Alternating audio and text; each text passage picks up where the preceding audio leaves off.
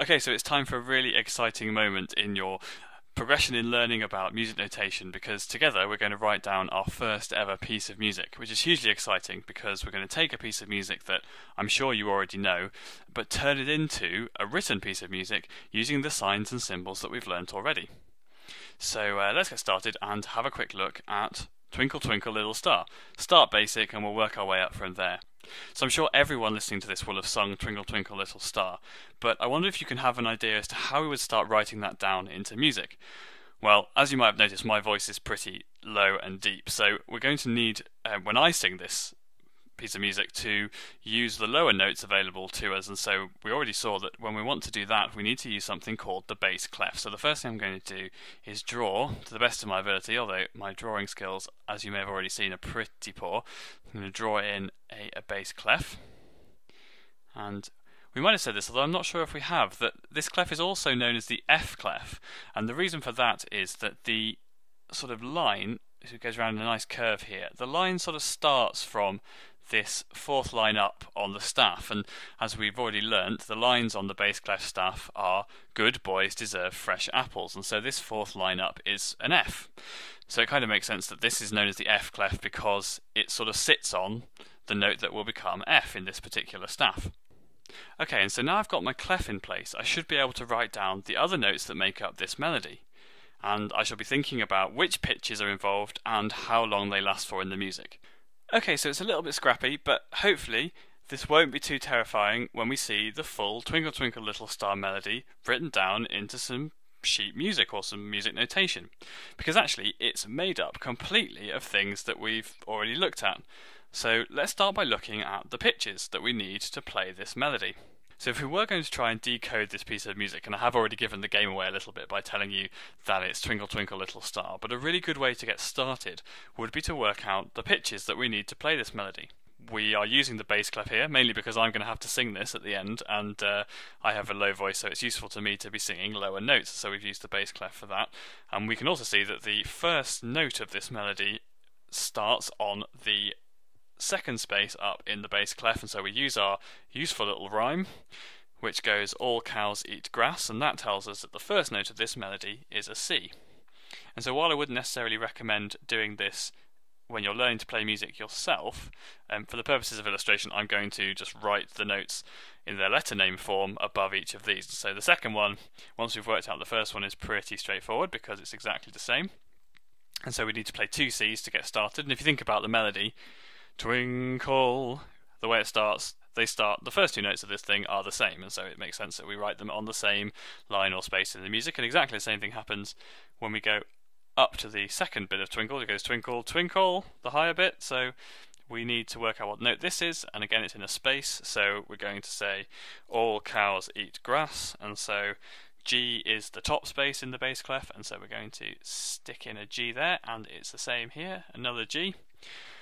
And so here's a little trick that can be quite useful when we're starting to decode music notation for the first time. Now, we could of course use one of our useful mnemonics. We know that the lines on the bass clef go, good boys deserve fresh apples, and so using that we can very, very surely know that the top line of this bass clef is an A. However, because it's sitting right next to the note that we just worked out, this G, we probably don't even need to use that rhyme or that useful mnemonic, just because we know it's going to be the next note in the scale, and we've already looked at when we get to G, that's the last letter name that we normally use, and so when we've had a G, the next note higher than a G is normally an A, so we can write that in. So you can use either way, but generally I find that when we're working with notes that are next door to each other, we can just use the fact that we know the order in which the letters come in the alphabet, and so if we're going back down here to this note there, we know that's a G because it's only one note lower than that A, and we can do the same thing here. We could work it out with the lines, good boys deserve fresh, so it would be an F, but then it's only one letter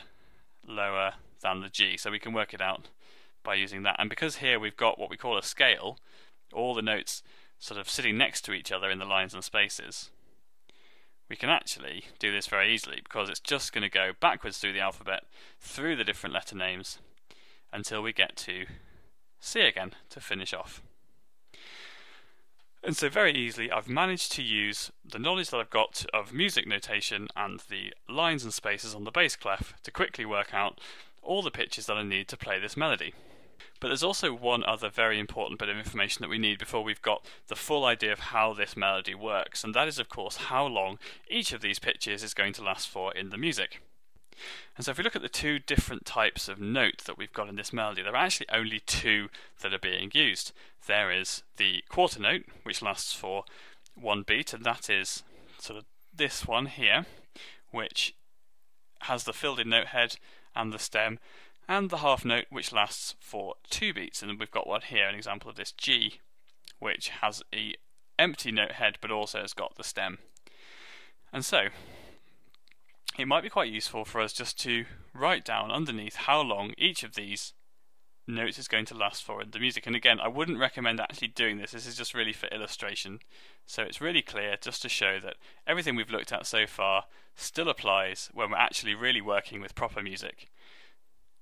And there's nothing different or scary about it.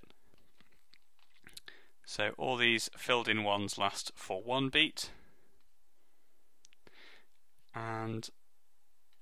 the ones that aren't filled in last slightly longer, they last for 2 beats.